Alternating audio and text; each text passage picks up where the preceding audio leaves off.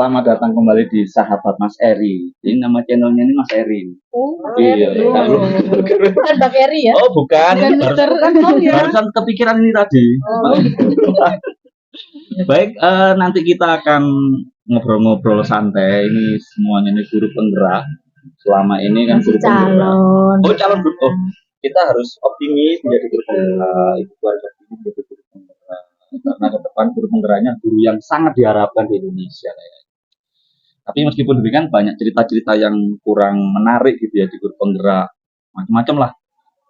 Yang tadi sudah disampaikan kalau jadi guru penggerak harus siap-siap fresker, masker, dan sebagainya. Kemudian nanti guru penggerak nanti pas jadi kepala sekolah nanti banyak tugas dan sebagainya, macam-macam tentang guru penggerak. Nah ini nanti mungkin sebagai ngobrol saja apa sih sebenarnya yang dilakukan di guru penggerak? Apakah seseram itu selama ini kita melaksanakan karena kita sama-sama calon guru penggerak ini ya? Apakah happy ataukah seperti apa gitu ya? Nah, oke. Sebelumnya akan saya kenalkan dulu di sini ada ini kenal sendiri saja Ibu. Oh, gitu. Iya. Oke. Dari sini samping saya, silakan. Oke, perkenalkan nama saya Martiana SPDSD. Saya mengajar di SDN Turbojo 2 Kota Batu. Saya mengajar kelas 6 SD. Panggilan manisnya apa? Panggilan manisnya Nana. Iya, boleh. Oke, Bu Nana. Oke, di sampingnya Bu Nana ini ada Bu siapa Bu? Bu Suci. Bu Suci, oke Bu Suci. Terima kasih Pak Eri. Saya dari SMP PGRI 2 Batu. PGRI 2 Batu. Oh, PGRI 2 Batu. Bu berapa ya Bu Suci ya? Guru olahraga. Guru olahraga yang salam sehat Pak. Oke, terima kasih Bu Suci sudah hadir. Terakhir yang ini paling tinggi. Paling juga. Oke. Ya, perkenalkan saya Budina Rosanti. Kalau tadi Pak Eri tanya panggilan manisnya Bu Nana, panggilan manisnya Budina. Tapi kadang-kadang ada Budi ya, Budi gitu. Saya ngajar matematika di SMP Muhammadiyah 2 Sidomulyo tepatnya. Saya single fighter di sana karena guru matematikanya hanya saya sendiri. Bukan luar biasa. Oke, terima kasih Bu Dina. Ini seperti yang awal tadi yang pengen kita obrolin, kita ngobrol-ngobrol santai ini. Selama ini kan kita sudah mau jeda lah ya, selama 3 bulan ya. Sudah 3 bulan belum? Sudah ya kayaknya. 3 bulan itu yang dirasakan selama jadi guru penggerak ini, apakah seseram kemudian pesimis gitu ya? Guru penggerak apa sih? Itu nggak penting dan sebagainya. Apakah semacam itu atau kita seperti apa ya? Saya ingin gimana dulu deh. Oke, saya dulu Pak ya. Kalau saya merasakan seperti tahu campur Pak. Tahu campur. Tahu campur. Kalau dari awal itu kan saya ikut guru penggerak ini awalnya itu adalah dari perintah kepala sekolah sebenarnya. Tapi sebagai anak tua yang baik ya saya lakukan dengan baik dan saya berharap itu awalnya itu saya tidak diterima di tahap 1, tapi pada akhirnya dengan doa saya supaya tidak diterima, malah saya diterima Pak di tahap 1 itu. Terus iya, sama Allah malah dikasih jalan. Kemudian dari tahap 1 itu tadi mengikuti tahap 2. Di tahap 2 pun saya juga melaksanakan tes wawancara itu seperti tes wawancara dan tes mengajar itu seperti saya kayak pesimis Pak. Terus paling nggak diterima saya gitu ya. Terus tapi akhirnya pada saat pengumuman ternyata kok saya diterima, ya Allah, ini hidayah atau bagaimana ya saya gitu ya? Iya, saya gini ke suami saya juga, kan itu juga harus ada dukungan dari keluarga juga ya, kalau tugas-tugasnya banyak itu. Terus suami saya ya sudah dijalani saja gitu. Jadi akhirnya ya pada saat awal mengikuti pendidikan guru penggerak, mulai dari ada pretest awal, kemudian ada lokasi seperti itu. Awalnya saya tuh berpikir itu nanti tugasnya banyak, kemudian ketemu sama orang-orang yang serius gitu, yang hebat-hebat ya. Itu kemudian tugas-tugasnya yang banyak itu, jadi pada awal itu saya masih adaptasi ya dengan tugas-tugasnya, mulai dari alur mandiri belajar itu sesuai yang ada di LMS itu. Awalnya nggak stres gitu Pak. Stres, ya? Jadi saya itu kan awalnya ya untuk teknologi saya nggak begitu ahli. Mulai dari Canva itu kan saya juga harus belajar sampai malam, sampai jam 1 pagi, jam 2 pagi itu saya Belajar lakukan. ya? Iya. Padahal- Jadi ya itu tadi seperti pesan teman saya. Jadi kalau mau ke apa namanya kegiatan bergerak, siap-siap press care, minyak air putih, begitu ya. Ya memang kalau pas pada saat apa ya kegiatan apa mengerjakan tugas sampai malam itu kan ya ada pusing ya, itu saya pakai face care gitu Pak. Gitu. Tapi sejauh ini setelah saya mengikuti alurnya, ya saya menikmati juga. Di situ banyak ilmu, saya ketemu banyak bapak ibu guru hebat, banyak memberikan inspirasi bagi saya, dan ilmu saya juga bertambah. Dan yang paling menyenangkan itu adalah pada saat lokakarya. Kita Lokakarya. ketemu langsung dengan teman-teman CGP, dan saya kira lokakarya itu seperti apa, nanti kita belajarnya serius di laptop dan seperti apa, tidak. Ternyata kita bisa sharing, kita belajar bersama, bermain bersama, jadi senang sekali pada saat loka. Tapi pada saat suatu tugasnya yang banyak, bertumpuk dengan tugas di sekolah seperti itu, tugas-tugas kewajiban kita di sekolah itu suatu saat saya pasti berada pada satu titik jenuh. Nah kemudian pada saat titik jenuh itu ternyata kita pada saat itu juga ada pembelajaran di modul 2.2. Nah, di situ pembelajaran KSE. Iya, itu bareng-bareng kita semua stres itu. Iya, itu. Ya. Terus akhirnya di situ ada pembelajaran bagaimana kita mindfulness, kemudian dengan teks STOP. Nah, itu coba saya terapkan. Akhirnya dari titik jenuh itu saya bisa kembali lagi untuk bisa fokus ke tugas-tugas saya. Gitu. Luar biasa sekali. Martian ini yang hubungi saya waktu ini mau gabung di grup itu. Kan tinggal saya yang belum masuk, yang dikasih itu. Bu Martiana yang hubungi saya. Iya. Di mana? Iya, saya dulu itu juga gitu Pak, bingung. Nah teman-teman saya itu yang lain sudah punya grup sendiri, saya kita belum ya? Kita belum punya. Karena memang kumpulan grup waktu itu. Akhirnya Bu Dina ini. Terus Bu Dina tanya juga teman-teman yang lain apa? Saya lihat di daftar ya Pak ya. Namanya Pak Eri, Bu Suci, Bu Mas Lisa, kita orangnya semuanya SMP semua. Saya nggak kenal sama sekali itu Pak. Saya kayak minder. Saya di situ SD sendiri, semuanya dari SMP itu Pak. Tapi saya mencoba, saya hubungi begitu, terus itu Bu Dina buat grup, ya sudah saya bantu. Sebenarnya bukan guru-guru hebat kita ya, guru-guru aneh. Kalau nggak aneh kita nggak di sini. Gitu ya. Kalau menurut gimana menurut selama ini sudah gimana? Apakah menikmati atau susah atau senang? Atau gimana? Terima kasih Pak Eri, saya jawab ya. Kurang lebih perasaan saya itu seperti gimana sih? Jadi waktu saya ikut tes di angkatan 8 ini lama menunggu pendidikannya, jadi motivasi saya menurun ketika itu. Waktu pendidikan guru penggerak ini, saya juga takut juga sih ketemu guru-guru hebat. Nanti saya kalau kompetensi saya nggak bisa ngikutin, nggak bisa menjalani tugas-tugas yang ada di LMS, dan ketika loka saya juga nggak bisa ngikut dengan kemampuan saya rendah menurut saya itu. Jadi ternyata saya juga bisa mengikuti itu. Bisa ya? Karena iya bisa. Sebelumnya ketika tes berpenggerak itu yang mengusulkan itu, yang motivasi saya itu kepala sekolah sih. Kepala sekolah, bukan suaminya ya? Kepala sekolah ibu, di sekolah kita belum ada yang jadi guru penggerak, ya sama ikut daftar itu. Pikir saya guru penggerak itu ya cuma daftar, terus pendidikannya enggak selama ini. Terus karena saya juga belum tahu nanti pendidikan guru penggerak, saya kira juga 2 bulan atau berapa, ternyata memang lama itu. Karena saya juga belum pernah ketemu guru penggerak yang sebelumnya, jadi belum ada pengetahuan sama sekali. Masih pertama biasanya pikirin. Pikir 2 ya? Pikir 2. Di sekolah saya juga saya. Calon kepala sekolah, calon saya tidak mau belajar saja pelajaran saya.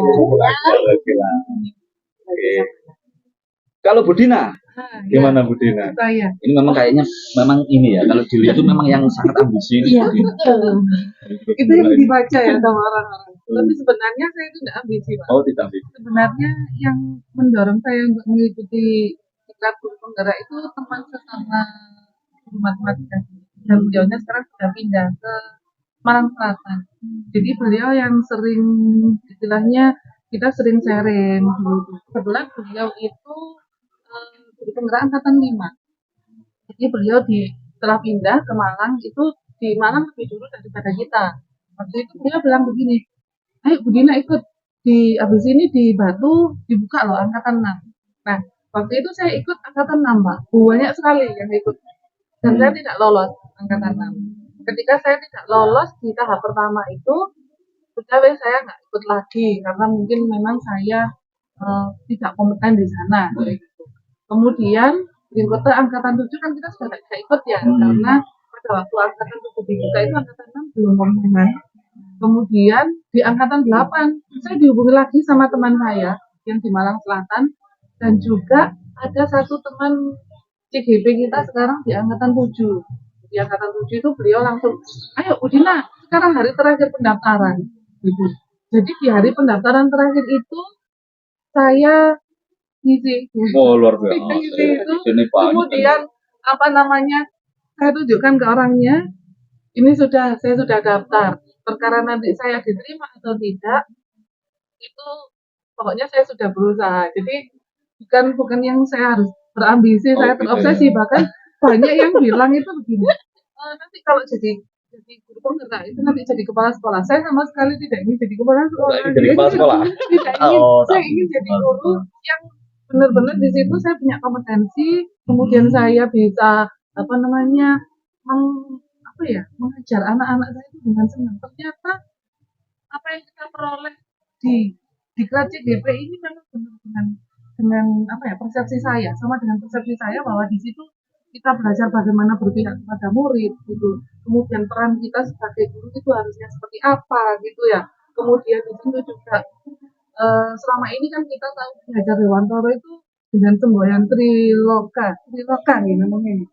Itu yang dengan Sesungguhraga Imad Mangunkarto atau Putri Handayani itu saya hafal sejak SD.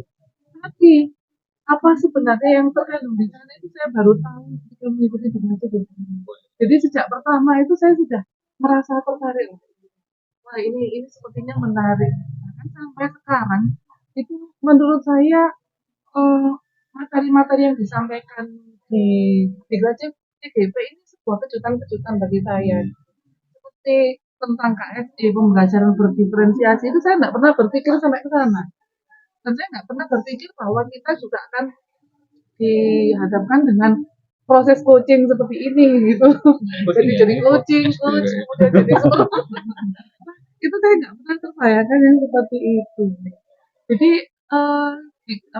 mulai sejak pendaftaran sampai proses sekarang itu menurut saya kejutan-kejutan. Tapi menikmati ya? Iya, saya menikmati itu. Memang saya sempat agak stres juga ya di awal ketika diberitahu di CGP akan dimulai Agustus.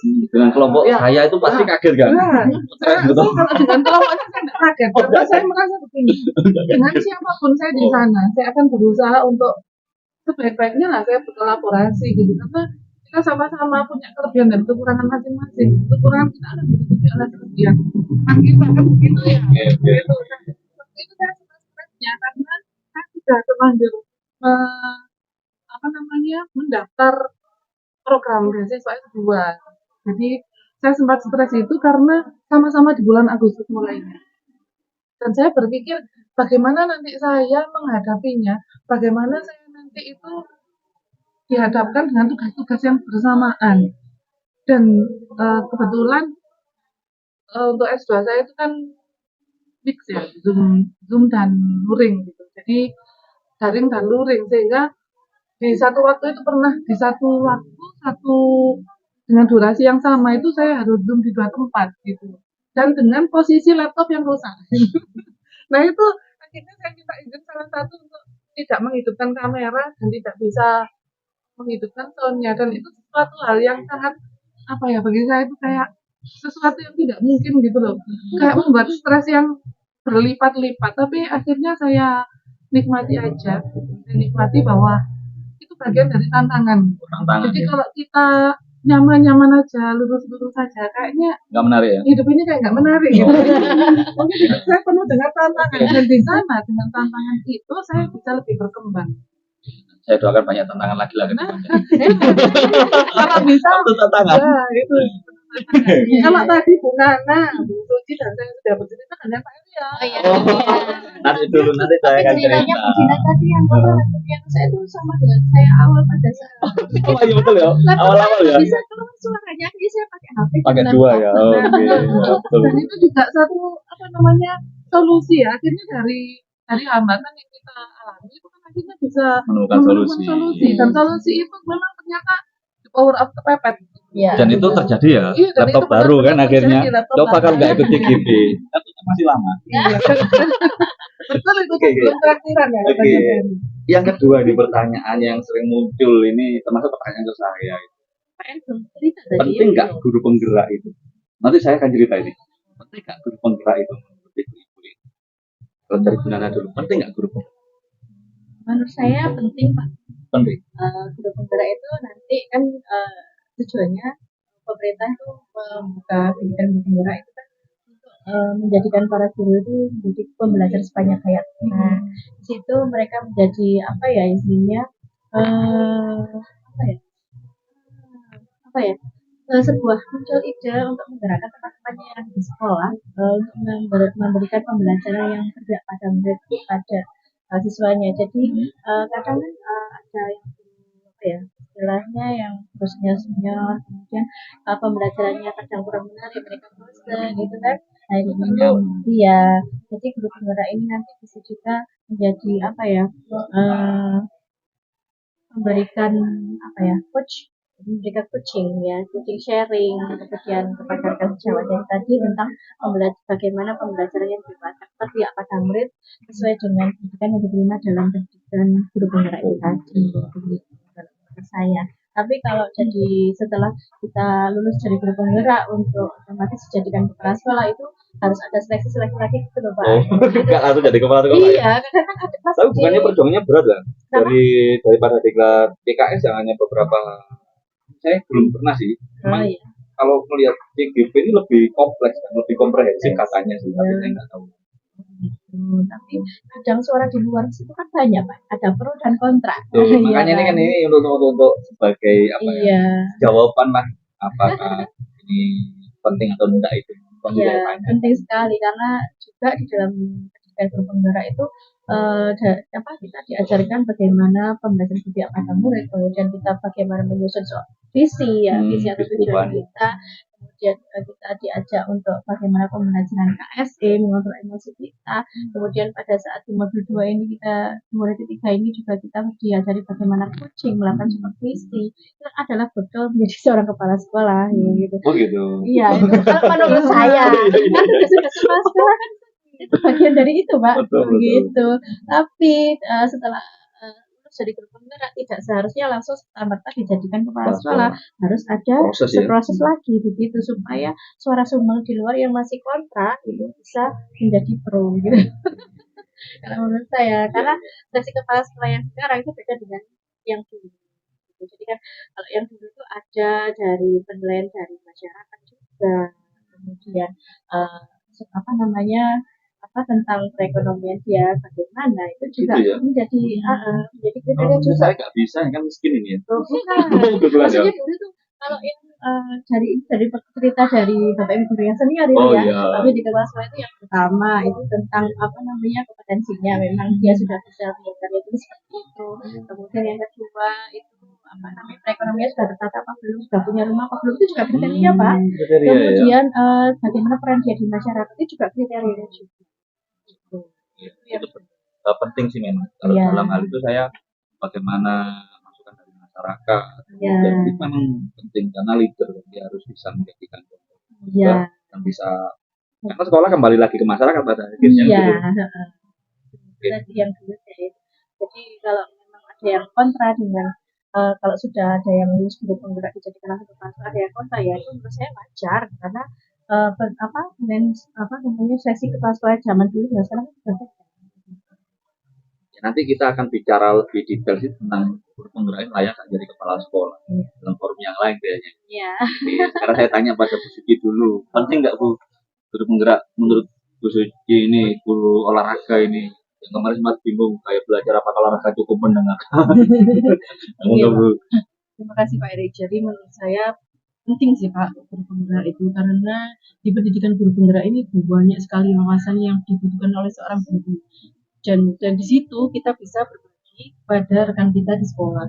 Jadi apapun yang kita dapat di pendidikan guru penggerak ini kita bisa diseminasi pada guru semua yang ada di sekolah. Kita mulai dari hal kecil tersebut untuk mentransformasi berbagai lingkungan sekolah kita. Oke, terima kasih Bu Ludi. Kalau Bu Dina, gimana Bu Ludi?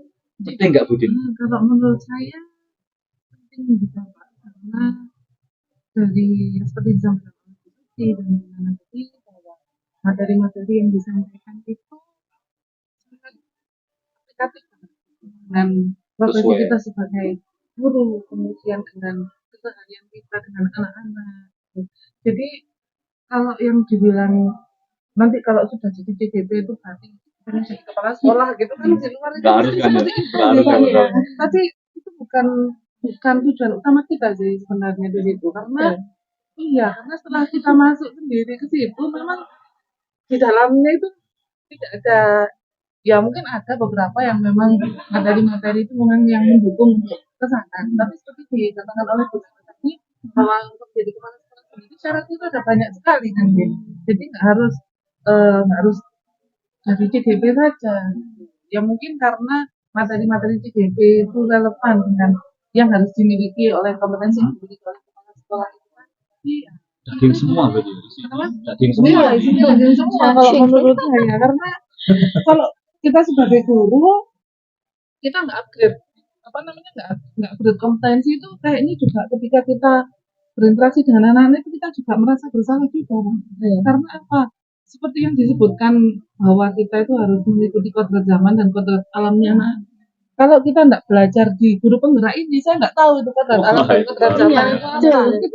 Yang saya tahu cuma gini, ajarkan anak-anak sesuai dengan zamannya, itu saja. Saya nggak tahu kalau ternyata itu match dengan kodrat alam dan kodrat zaman, gitu loh. Jadi menurut saya penting sekali.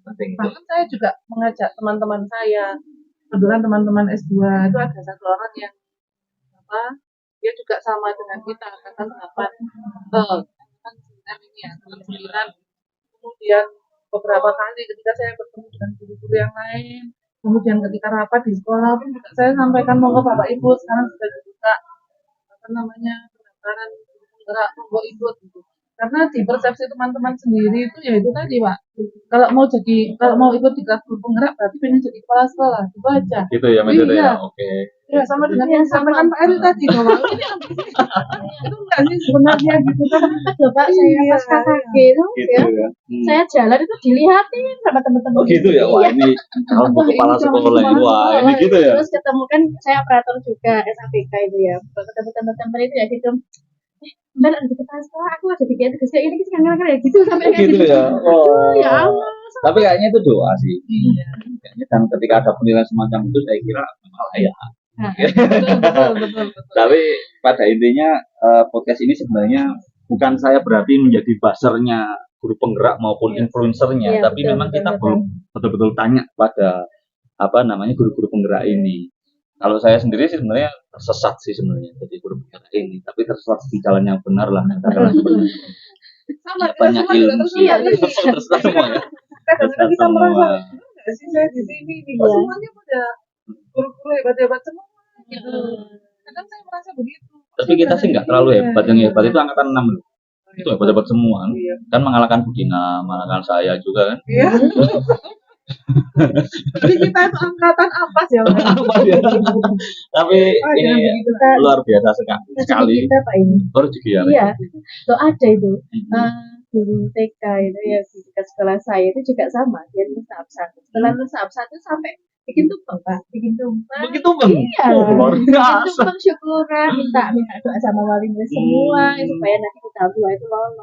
Ternyata tidak lolos. Dan saya juga kasihan juga. Terus akhirnya ya kita kalau yang sudah ketemu jadi guru penggerak itu saya harus bersyukur ya. Iya, kita harus syukuri banyak ilmu itu aja. Pokoknya jangan dianggap musibah. Iya. Ya kita syukuri lah yang lainnya minimal saat itu kan kita akhirnya mau jadi seperti ini kan. Nah betul. Ini kan saya nggak kenal sama Bu. Iya. Sama Bu dunia cuma tahu saja gitu. Jadi kita bisa kenal dan ya berbagi. sedikit lah tentang pengalaman kita. Baik ibu-ibu, terima kasih. Nanti kita undang lagi mungkin lebih panjang lagi durasinya berdua itu untuk mengulik bagaimana visi lain kehidupan penggerak ini ya. Biar nanti kita seimbang. Saya juga pengkritik yang ulung. Makanya saya kenapa masuk guru penggerak, karena saya ingin tahu. Kalau saya mau mengkritik, minimal saya harus tahu dulu bagaimana ini. Nanti akan saya sampaikan kritik lebih. Terima kasih sudah berkenan hadir di channel saya yang subscribernya nggak sampai 100 ini. Sama-sama. Jadi subscribernya tidak sampai 100 ketika kita menyampaikan pada satu orang itu sudah bermanfaat. Oh gitu ya, alhamdulillah. Oke. Terima kasih. Sampai jumpa lagi di sahabat saya. Sahabatnya sini ya, sahabatnya.